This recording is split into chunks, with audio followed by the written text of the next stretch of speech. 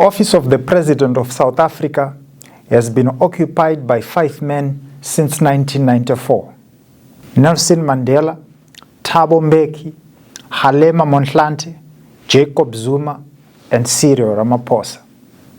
Before becoming presidents, these men had different experiences which influenced their capacity to deliver changes when they assumed office. It is therefore necessary for us to study the history of presidents. In this special episode of the book series, I called a professor of politics and international relations at the University of Johannesburg. His new book, Super President: The History and Future of Executive Power in South Africa, was published by the University of Johannesburg Press, and a copy of it can be accessed on the link that is in the description panel of this video. This book is open access, which means that it is free for you to download. Enjoy the show.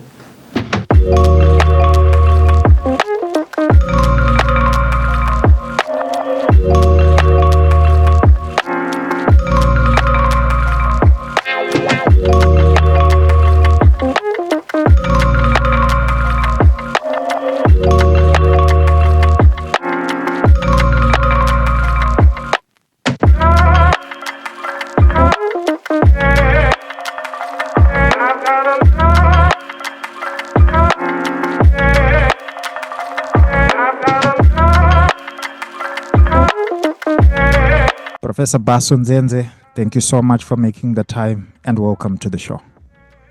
Thank you for having me, Anotida. Really good to be with you. I would want you to introduce yourself to our audience. Just briefly tell us the work that you have been doing at the University of Johannesburg in terms of research, in terms of teaching, in terms of administrative work, so that our audience can get to know you. All right. Thank you for the opportunity. So, as you said, my name is Bhaso Ndzendze, and I'm an associate professor of politics and international relations. So a lot of my work is on sovereignty broadly. And so that means international questions of international sovereignty as they pertain to territorial disputes and international trade. And a lot of what I've done in that space is also looking at interstate conflicts among African countries. But then sovereignty has a second phase, which is sort of the Hobbesian phase of sovereignty, which is domestic authority within a country. And so in that regard, I've worked on presidential powers, executive power domestically, and I suppose that's a lot of what we'll be talking about today, which is executive authority, presidential power within South Africa as it has evolved over time. Administratively, I've played some leadership roles within the institution. I was the founding research director of the Center for Africa-China Studies, and I've done some work in that regard as it pertains to territorial disputes in Asia and how they affect South Africa's trade with China. That was a book that I did some time ago.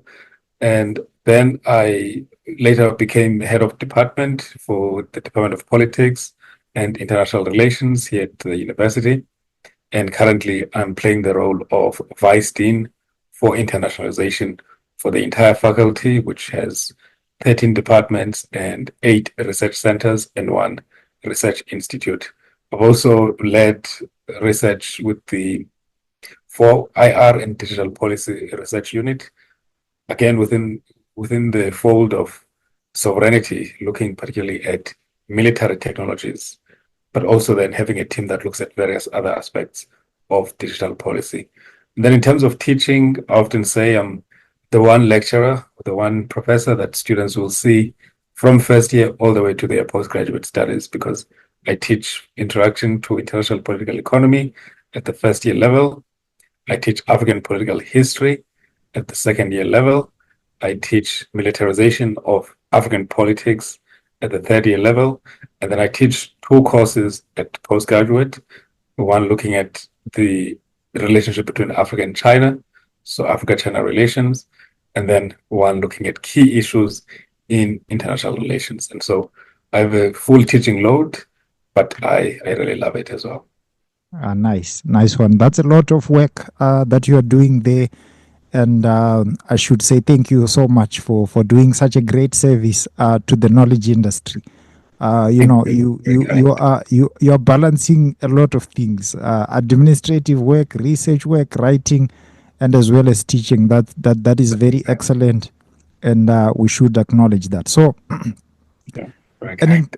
an important observation that your book makes is that the people that have been presidents in South Africa after 1994, all of them from the time of Nelson Mandela up until now, we have President Cyril Ramaphosa. You say that all of them became presidents when they had not occupied a ministerial position ever at all. And this is the case with all of them. That's And right. that becomes the foundation from which you make all the arguments that you advance in the book. I want to give you the time to break down what you believe to be the core ideas of the book and its central argument. Thank you very much. So the book, I have a copy here, Super President, History and Future of Executive Power in South Africa.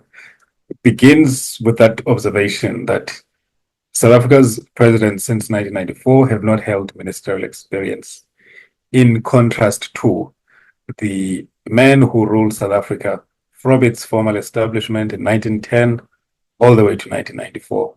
So all of them had ministerial experience, many of them concurrently to the time when they were either president, that's what we started referring to them as in the 1980s, or as prime minister, which was before the 1980s. All of them carried the presidential load or the prime ministerial load, what we may simply call head of executive role, either president or prime minister. Alongside that, they were also ministers of key portfolios, majority of them. So 5 out of 9 of them. So right from the beginning with Louis Botha, he was prime minister and also minister of agriculture. And then additionally to that, after 1912, was also minister of native affairs. That's what they called somebody whose job it was to make policies regarding the black majority population. And then subsequent to him, every prime minister up until the 1930s, or rather late 1920s, every prime minister was also minister of native affairs. And then Herzog took over, created the portfolio of Minister of External Affairs, or what we would call today Minister of International Relations or Foreign Affairs, and carried that alongside being Prime Minister. And so on it goes, right up until the last leader, who was F.W. de Klerk, who was Minister of State Security. The man who was there before him, P.W. Botha, was Minister of Defense, and he led a brutal war in Southern Africa, particularly in Namibia and in Angola. So that's the trend that we see, that these men were able to lead from the front. We may disagree, and I do disagree with their philosophy, with their ethical outlook or lack thereof. These were racist, some of them fascist leaders, especially the apartheid era, 1948 to the early 90s, 1990. But basically, they were able to accomplish things that could not have been accomplished had they not been their own leading ministers of some chosen portfolio, or at least ministerial experience, which then informed their priorities once they came into office, and also allowed them to hold their cabinet accountable in a much more effective way, because they would have brought with them ministerial experience. And so the book is making the argument that not that you should be a minister before you become president, but that once you are president, you must take up a portfolio so that you can make up for lost experience on the one side, but more importantly, lead in that area where you think the country needs the most attention. Prioritize as a leader, and then also be able to hold your cabinet ministers accountable in a much more effective way. That's excellent. Thank you so much for that. I like this book because it feeds into the history of presidential leadership, political history, political science, it's actually a book that feeds into so many discourses. I haven't seen quite a number of works that have specifically focused on the history of presidential leadership, particularly in the context of our very own Southern Africa. So I feel that this is a very unique contribution to the studies that we have so far. But I want you as well to explain that what contribution do you think that these arguments make to the field of presidential leadership, the history of presidential leadership, and all the other discourses that you had to interact with as you were writing this book? Thank you so much. So you're quite right. There isn't much written on presidential leadership in our region.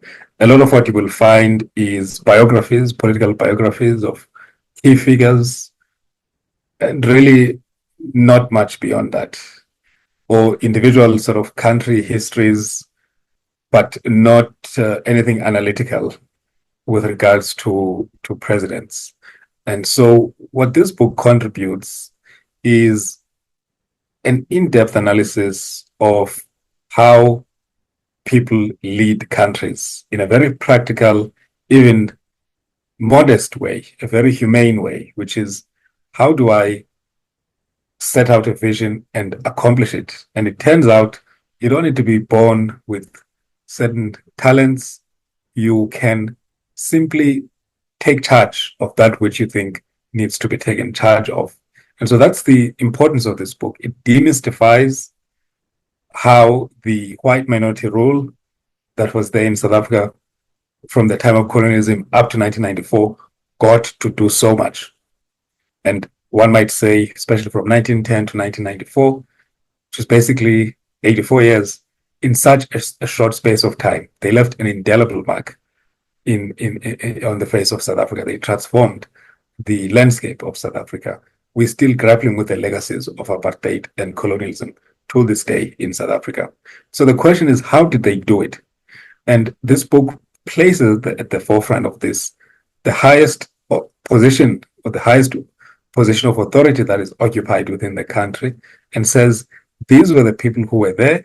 This is how they created an enabling environment for themselves to accomplish their policy goals, which we may disagree with. I certainly do, but they did this job in a very particular way and accomplished what they set out to accomplish. And so you look at their different legacies. Louis Botha, his legacy is the theft of land from the black population through the 1913 Land Act. What has not been noticed is that he was Minister of Agriculture and Minister of Native Affairs. And so it's no surprise that his biggest legacy would be that. He also created the Land Bank, which helped the white farmers of the time and since. And so that is still a living institution that was created by this person who chose his priorities in a particular way. Also, from a vantage point of his love of agriculture, if one may put it that way, he considered himself a farmer first and foremost. He had a very successful career as a land speculator and as a farmer before the war with the British. And so it makes sense that as a politician, he would then choose to lead this particular portfolio. You look at Jan Smuts, he was a leader who was interested in military matters and in international matters. In fact, he coined the phrase British Commonwealth. He's the one who came up with that concept because he was a person with an interest in international affairs, but he's also someone with an interest in military affairs and in stability, using force domestically. So he created the South African Defence Force as it is. It was then called the Union Defence Force. And when there were riots, he used his triple experience as Minister of Interior, or what we would today call Minister of Home Affairs in the context of Africa. He was Minister of Defense, and he was Minister of Mines. And so when there were mine workers striking, he knew exactly how to deal with those crises. He brought in the military. He was able to actually get some of the unionist labor union leaders deported, something he could do very easily because he was Minister of the Interior, or Minister of Home Affairs. And so on it goes. Barry Herzog came in as Minister of Native Affairs. He ironically gave back more land to Black people. That's how Black people got to own about 13% of the land in South Africa, because he wanted separate segregation. It was not yet apartheid, but he wanted segregation. And so he was able to do that because he was Prime Minister and Minister of Native Affairs. And so this book tells us then how South Africa became the way that it is. That's why it's important to study the leaders of the time, because you'd fail to try to understand the United States without understanding who George Washington is, who Abraham Lincoln was, who Theodore Roosevelt was, who FDR was, who LBJ was, and Reagan was, and Obama was. And so that's the same approach, to try to understand the country through the people who have led the country and the legacies that they've left behind, but also then to extract how governments are managed, how presidents can stack the deck in their favor so that they are able to lead their country to concrete results. And so that's taking something that is problematic, a history that is problematic, and saying let's apply it in the democratic era. That is excellent. Thank you so much. One of the things I like about your research is that it has some interdisciplinary kind of interaction, because I understand that you are in the field of political science, as we can label it. And one of the biggest problems we have today in the knowledge industry is that we don't communicate with each other. People in history don't communicate that much with people in political science, don't communicate that much with people in economics, in law, and in several other disciplines. But your book shows us the importance of integrating these disciplines and integrating these discourses so that we can draw some very important lessons. Because if a political science student is to believe that I can't learn anything from history, then it means this information will never be known to us, and it's something that we can never get to learn from. So, I want us to move further with our discussion and talk a little bit more about your findings and what you consider to be the major lessons. Thank you very much. So let me maybe just touch on the point you've raised about interdisciplinarity, because when I was done with the book, I had to question myself as to which floor of the library, right, would it make the most sense to put it in.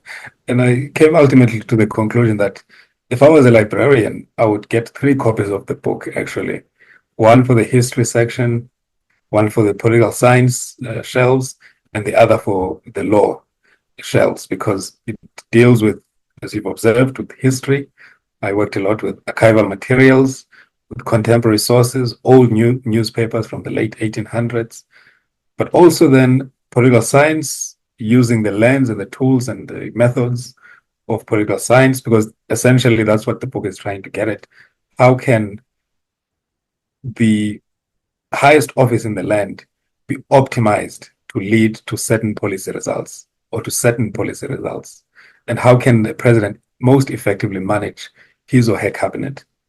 And then the last bit is the law. And the question that one has to contend with is, yes, you've made this observation in history, and yes, it might even be politically desirable in the current, but is it feasible? Is it workable constitutionally?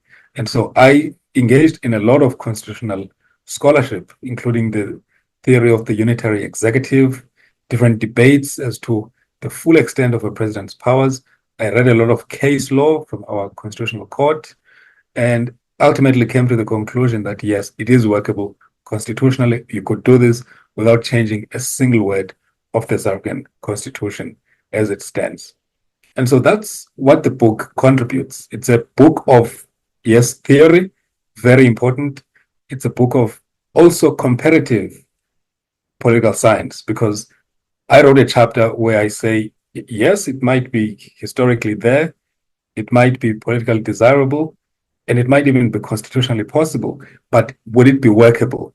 And so I compared with India, where the prime minister there, the largest country in the world, because even when I engage in conversations with people, they would say, but South Africa maybe was simpler back then. There were certainly fewer people. So maybe a president could do this. And even the president's office was what is now just the president's office used to be the building for the entire cabinet in those days.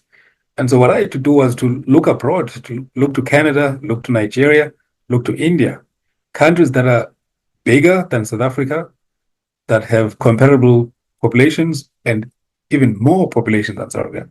I don't know how many times over you would take our 60 million to India's almost 1.5 billion. But India could contain many, many, many South Africans, certainly more than 10 times, perhaps even 20 times the population that South Africa has. But the prime minister there is Minister of Energy, Narendra Modi, Minister of Energy, Minister of Space. That's why India is making advances in space exploration. Minister of Pensions, Minister of Public Grievances. Complaints about the civil service go directly to him. And there's evidence to show that actually public grievances in India get dealt with in a much shorter space of time. And since he took over that portfolio, whereas complaints used to take months, now they take days to get dealt with. And this is a country of 1.5 billion people. But the prime minister can still do this. And it actually makes sense when you think about it, because what is a president doing on a day-to-day? He's managing, or she's managing, a cabinet. But what is his work or her work? And it's actually quite undemocratic for a president to be simply managing others, because what that means is that he takes credit, or she takes credit, for things that are done and distances himself or herself from things that have failed.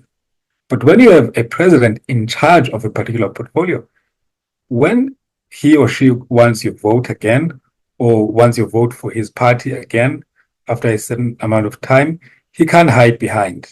His incompetence or her incompetence is flatly shown. And so this argument is actually a contribution in a number of ways to ensuring transparency, leadership transparency. Yes. Yeah. And I've been very glad to see, for example, Botswana, our neighboring country, that their president has now invited his vice president to take up the portfolio of finance, which is a subset of the argument I'm making, because I'm saying deputy presidents or vice presidents as well should be tasked with the same, especially because these are ambitious people who aspire to be president one day. And so they should begin to prove themselves as vice presidents or as deputy presidents. Somebody said, because the election was recent, somebody said my book had the influence there. I think that's a bit far-fetched, but that would be nice if that were true. So the book is therefore a contribution to ensuring governmental, but particularly presidential transparency. So I would say governmental effectiveness and presidential transparency. It's also an appraisal of different administrations, what impact they had on the office of president itself. And so you observe from Thabo Mbeki, who was the only person after 1994 who was first an executive deputy president and then a president. And that executive is critical because he was the beneficiary of a unique period when South Africa was operating under an interim constitution, which entrusted him to be executive deputy president, which meant the president, Nelson Mandela, couldn't make decisions, big decisions, without first consulting this executive deputy president. Subsequent deputy presidents have not been executive, have not been given that executive by the constitution, only Thabo Mbeki. And so that's key to understanding why he seemed so well prepared once he took over as president in 1999. But then he collapsed those supportive structures that used to support him as deputy president. He collapsed them, and no deputy president has enjoyed that level of support, that level of structural support, and therefore preparation for when they aspire to be president. And then I move on to the Jacob Zuma era, where I say he created a political presidency in which cabinet appointments were made on the basis of loyalty to him and support for him, rather than competence and skills and experience. And on the other hand, that was his fault. But on the other, it was also the fault of the outgoing cabinet, because once President Mbeki was removed, people loyal to him, ministers loyal to him, resigned en masse out of protest. But this was a person already in his full second term who wanted a third term, by the way, at least in his party position as party leader, which is unthinkable. So you have someone who was so well prepared and so well groomed, so to speak. Once it's time for him to hand over the baton, he's not willing to. He's running for a third term.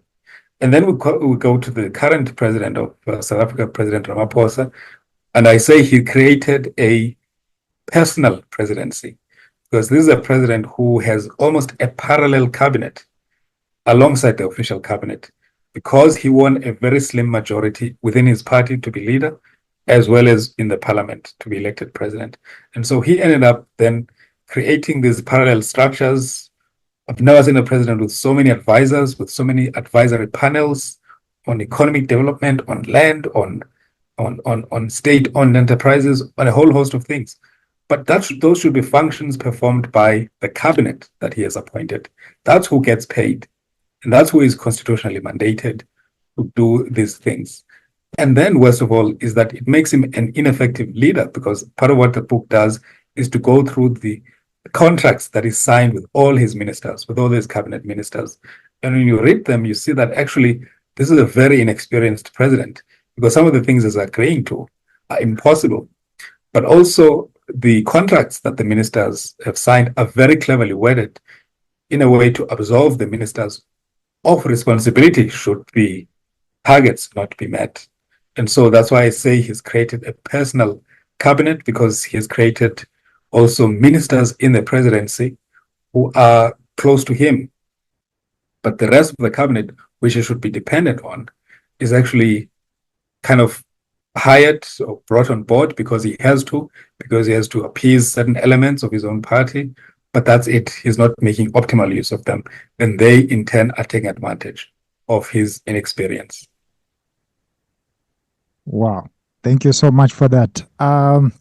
I wanted to ask this follow-up when you were, expressing that point, that when we are looking at these post-apartheid presidents, we're looking at those that served all their, like the entire term, like the constitutional term.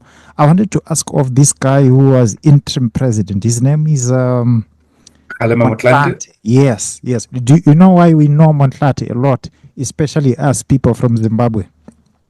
Motlanthe came to Zimbabwe in 2018. We had disputed elections, which turned out to be violent and all that. So the current president, President Emmerson Mnangagwa, appointed a commission of inquiry to look into that post-election violence. So it was led by Motlanthe. And he became a very popular figure in our country, Zimbabwe. And the saying was that he was president in South Africa. So many people, some people don't know that he was just an interim president. That's right. And right. I think he was there for 8 months. For 8 months, right? 8 months, September 2008 to May 2009. To May, I see. And I see. Hated every moment of it, as he tells it. But what was his situation? What was his history? Was he someone who had served in government before? What was his history? So he's quite interesting because he's the only person to go from president, I suppose, other than de Klerk, to go from, but in the new order, he's the only person to go from president to deputy president. So his situation is that's why in the book I call him a president of circumstance. So he, in a way, rose to the presidency with the understanding that he would be there for a short period. Basically, after an elective conference where Jacob Zuma won, there was still 18 months left to the next election when Zuma could run as president, take over. And so the 10 months passed, so now we're left with 8 months. Some judgment came out of one of our high courts, which implicated then President Thabo Mbeki's government in having politically charged or politically motivated charges against Jacob Zuma, who was president in waiting effectively, already party president. Then, in order to have an interim caretaker person, they got Mr. Motlanthe elected into parliament, basically substituting one MP for another. He got in there. And then he was invited into the cabinet, but he was a minister without a portfolio. So that's why my argument still holds, because he was not minister of anything. He was just minister without portfolio. He did that for 3 months. And then he was put into the presidency because he had one qualification, or maybe two qualifications. The first is everybody in the ANC respected him, both sides, both the Zuma people and the Mbeki people respected him. And he was the only person that they could trust to hold the fort and then hand over without any problems. And that's why when he's governing, they still call him deputy president, because he's deputy president in the party, although he's technically president of the country, and he is president of the country. But they still, so in a way, to make sure he doesn't get too big for his britches, right? Couldn't do much, really. But what is his legacy in this regard is that he was there during the financial crisis of 2008, 2009. And everybody agrees he did quite a good job there in managing the fallout. But the second qualification that he had is that he was not interested in being president. I quote him in the book as saying that you have to be crazy or very special to want to be president because of the demanding nature of the work. And so he then got elevated to this position because he was not interested in it. And he was there, he served his time, and then he did this conversion where he went then from president to deputy president of the country. Then he tried to mount a campaign to be president towards the end of President Zuma's first term, but that was quite unsuccessful. He fell out with Zuma, and that's how then Mr. Ramaphosa, who was a businessman at this point, got invited to come and replace him as deputy president in 2012. And that's how Motlanthe left government, and Mr. Ramaphosa was brought in 2012. And then 5 years later, 2017, he challenges for the presidency of the party himself against President Zuma's former wife, then former Minister of Foreign Affairs, former Minister of Health, former AU Commission chairperson as well, by the way, Dr. Nkosazana Dlamini Zuma. But Ramaphosa wins, but by a thin margin, probably the thinnest margin any South African president has ever won by. And so that's how we go then from Motlanthe to Zuma to almost Motlanthe, but ultimately to Ramaphosa. Wow, that's very interesting. I know we have already established the very specific subjects and disciplines that your book contributes to. But as we close our discussion, I would just want you to tell us what you think is the specific target audience of this book. Who do you think is going to greatly benefit if they are to get their hands on this book? Thanks for that. So I think a number of people working in different areas, but let me first say, I think ordinary citizens of South Africa, that's my primary audience. That's who I had in mind, almost on my shoulder as I was typing the book, because I don't want a book, at least in this case, I don't want a book that's going to be interesting and theoretical, and that's the end. Although this book does that, but I want a book that also filters into public discourse. Because when I say I want presidents to become ministers, I really mean that. And so part of what I hope the book does is to actually create kind of grassroots or organic pressure for this to happen, to legitimize this as a legitimate course of action and proper exercise of power, for people to see the value of having a president who leads a ministerial portfolio. And that means then the majority or a huge chunk of the population has to believe this, has to have this conversation, and ultimately make it acceptable and probable and likely and actually done. So I hope in my lifetime I get to see a president bold enough to undertake this. And I think it'll benefit the country greatly. So the ordinary South African is my first sort of target audience for target customer. That's why the book is also published open access, because I want people to share it, not just wait to buy the copy, but to also share it. And then I also think, of course, students of political science, there's already a couple of students who are quite interested, and I know at least one was writing a master's on the book, in a way responding to the book, taking it further in some respects. That's very, very exciting. Mm-hmm. And so these are students of political science, but I also then think, I mean, it's getting reviewed. I understand in the South African Law Review. So this is also going to hopefully have an influence in those particular disciplines, particularly public law or constitutional law. And then, I hope scholars of South Africa more broadly, people who are interested in South Africa, and South Africa is a very interesting country. And I think really, if you have this book, you don't need any other book to understand the politics of South Africa, politics of the country, as far as cabinet is concerned, as far as political parties are concerned, as far as the presidency is concerned. As we established earlier, there haven't been that many works. And as far as I can tell, this is the first book to systematically study the presidency. And so I think the presidency is worth understanding. And I think anyone who wishes to understand it will be very well served by this book. And then, of course, students and scholars and researchers of history, I think there's some value in this book, particularly in historiography, re-understanding what happened, fleshing out what matters, fleshing out the key themes in what happened and what mattered, and understanding also the evolution of how power evolves. Because interestingly, the old constitution didn't have an office called prime minister, but this developed by convention, very much inspired by the British model.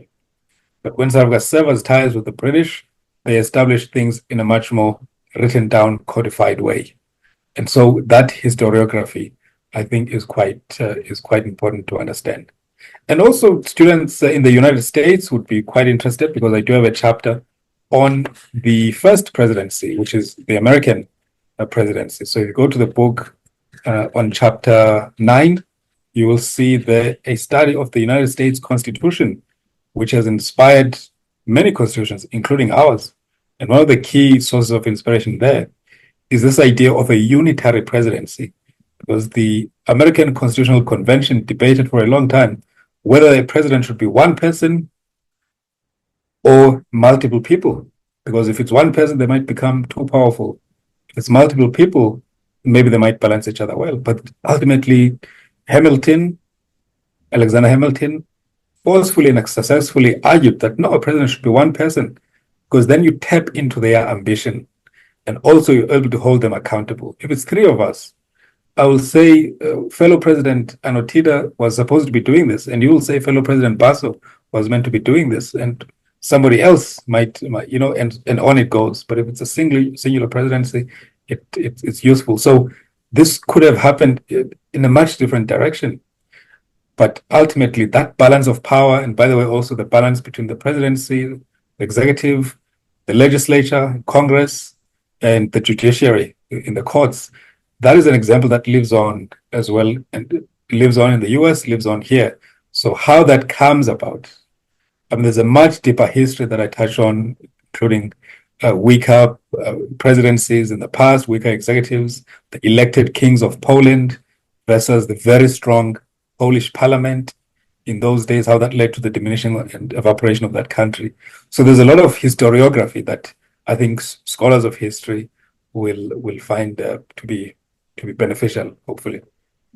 That is so great. Professor Bhaso Ndzendze, thank you so much. It has been a wonderful time learning from you, viewers and listeners. Those of you who would want to get a copy of this book, please do not forget to click the link that is in the description panel of this video.